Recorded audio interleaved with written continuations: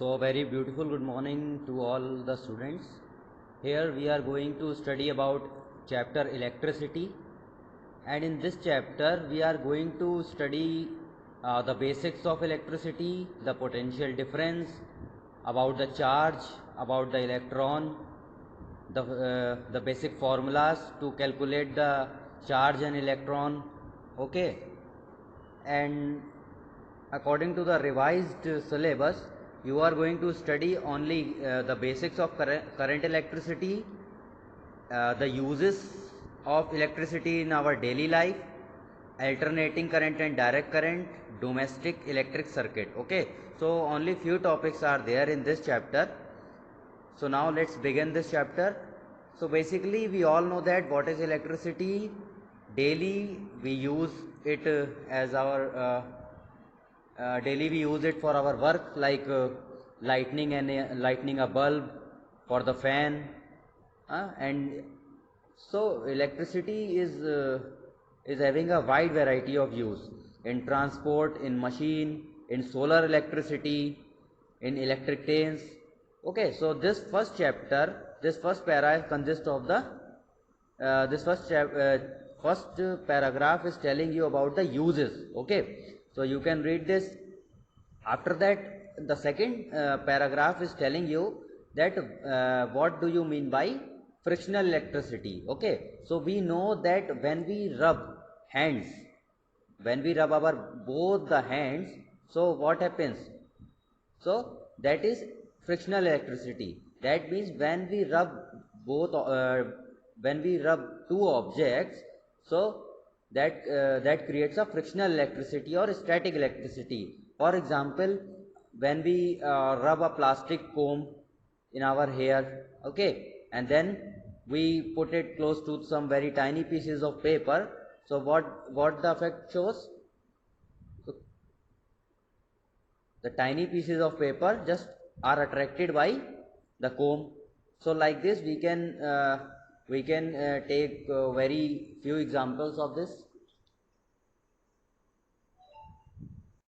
So there are wide varieties of examples, like a glass rod rubbed with silk cloth and ebonite rod rubbed with woolen cloth. So these all are examples of frictional electricity or static electricity. Okay, so now we are coming on the second topic, that is types of electric charge. So we all know that there are two types of electric charges. First is positive and second is negative charge. Okay, so positive charge and negative charge we all know. Now the properties of charges is that the opposite charges or unlike charges attract each other. That means a positive and negative charge will attract each other. Okay, and similarly the similar charge or like charges repel each other. That means if we have two charges, both are positive and both are negative, so both will repel each other. That means both will show the forces opposite to each other. So like this we can read the properties here on your screen, that opposite charges attract each other and similar charges repel each other. So coming on the properties, the SI unit of electric charge is coulomb. Okay, so electric charge, the unit of electric charge is coulomb, and we denote electric charge by the symbol Q, small q or capital Q, that depends to person. Okay, so and coulomb is denoted by capital C. Okay, so what is 1 coulomb? 1 coulomb is the quantity of electric charge which exerts a force of 9 into 10 to the power 9 Newton on equal charge placed at a distance of 1 meter from it. Okay, and now the charge on one electron is how much? 1.6 into 10 to the power minus 19 coulomb. That means the magnitude of electric charge is 1.6 into 10 to the power minus 19. Okay, and it is in negative. If we are talking about the electron, then it will be negative, and if we talk about the proton, then it will be positive. Okay, that means plus 1.6 or minus 1.6. Okay, so there is a sample problem that you can understand by yourself. So you should do it in your notebook also, that here we are going to calculate the number of electrons constituting 1 coulomb of charge. Okay, so this thing you can understand, and if you are not understanding this, then you can ask me. Now the other topic is conductors and insulators. So basically we know what are conductors and what are insulators. So a conductor is something which allows the electric current or heat through it. Okay, that means conductor is a material which allows the electric charge or heat through it.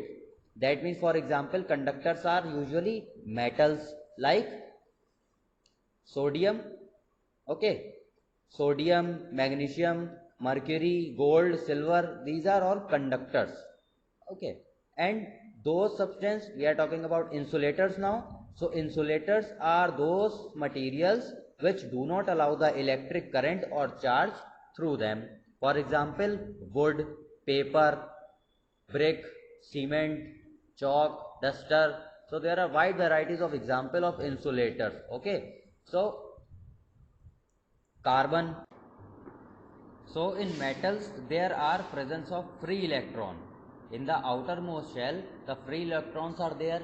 So when they flow, so then the electricity is said to be flowing. That means the presence of free electrons in a substance makes it a conductor. Okay. In insulator, in insulator the electrons are tightly bound, so they are not allowed to flow. So that's why they are called insulator, because they are not able to allow the electric charge or electric current through them. Okay, so this is the difference between conductor and insulator. Now we are talking about electric potential. So what is electric potential?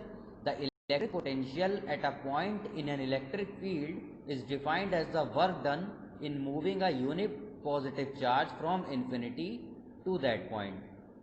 For example, suppose at one place there is a electric field, okay, and so we are going to move a charge from infinity into that electric field. So the work done in moving that particular unit positive charge in the electric field to a certain point, so this work done will be called electric potential. Okay, electric potential.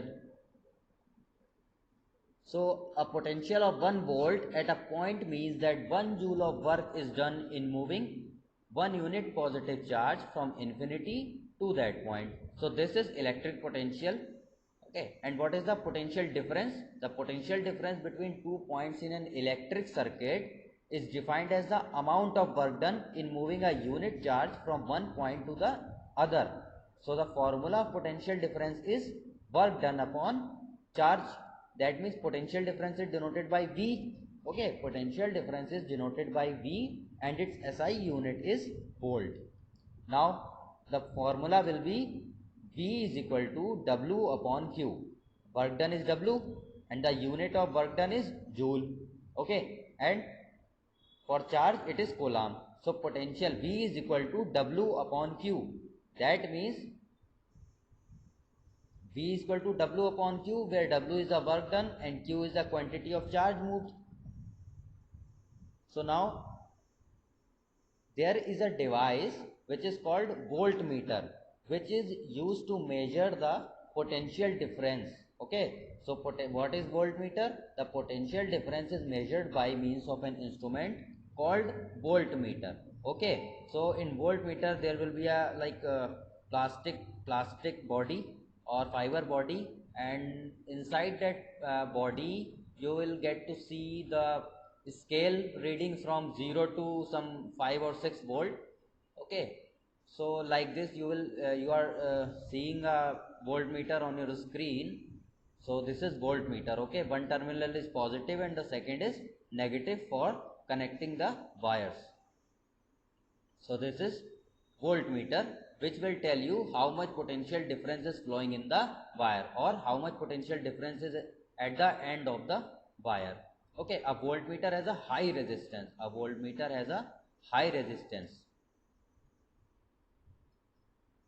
So this is the basics of electricity, and in next video we are going to learn about other things like alternating current or direct current and its uses and differences.